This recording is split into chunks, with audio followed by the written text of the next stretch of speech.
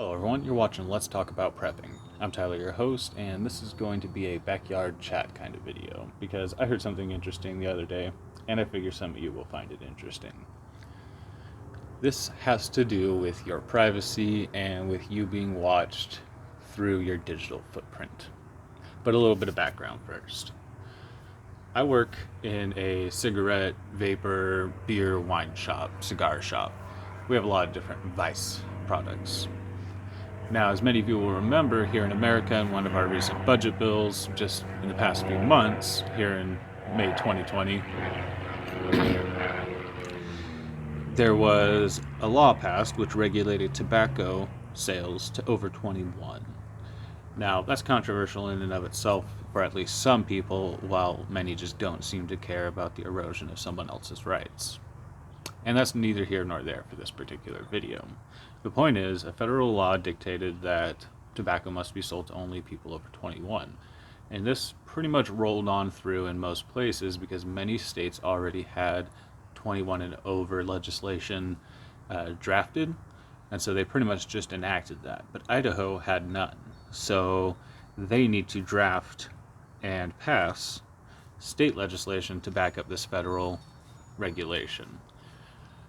Some stores, which includes my store, still sell to the 18-year-olds because state law trumps federal law. And much like the way that marijuana is federally illegal, but states like Washington have trumped that by saying that it is legal in that state, you're technically still able to sell tobacco to 18-year-olds in these states where the state law and all regulations and all protocols specifically say 18, and those haven't changed yet.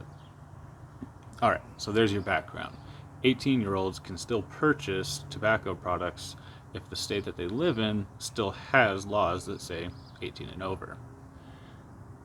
So what's interesting is when one of your customers comes in and says, my credit card company called me the other day and said, we noticed that you're purchasing stuff at a vape store, which shows up on the invoice as a vape store, but you're under 21. Has your card been stolen by someone over 21? And he said, no, I'm able to purchase stuff legally in that store. And they said, oh, okay, we just wanted to make sure your card wasn't being stolen. And as far as I know, that's the extent of that conversation. They weren't trying to nefariously control him or report on him or anything like that. But I found it fascinating because we know that credit card companies already watch for suspicious purchases. But I would sort of assume that that was algorithmically monitored, like if you purchase from these certain places and then you purchase from this category of store, which is demonstrably different, then they'd let you know. But this tells me that they actually have people who are watching these individual accounts and saying, wait a minute, I know this guy's under 21, but here he's purchasing from a store that I logically know should be regulated to over 21-year-olds. So I wonder if this person is not the person who should be using that card. I'll call him and make sure. And really, on the face of it, you could say this is a great thing. I love that my private bank institution is watching my back this closely. I mean, they might call me and say, hey, I know that you're heterosexual, but I've been noticing some charges for a lot of gay porn. Did somebody steal your card, or you sort of swinging the other way a little bit? I mean, yeah, it's nice to know that they know you as well as people joke about your FBI agent knowing you. For those of you who don't know, there's a funny meme going around because people are aware that the NSA and the FBI are watching them closely, so they sort of have this joke that you have your own personal FBI agent who knows you personally through your digital footprint. And that's interesting enough to me that that knowledge has become so commonplace that it's just a running joke among the general populace. And I don't necessarily think it's the case that you have your own personal FBI agent, but apparently you may well have your own personal credit card fraud agent.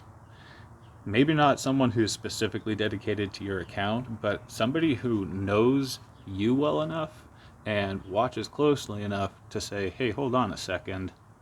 This guy is going into a store I wouldn't expect him to be going into. And not just, oh, this is a purchase being made in a radically different state or at an odd time of day. So just something to think about. It's sort of interesting whenever you bump up against these actual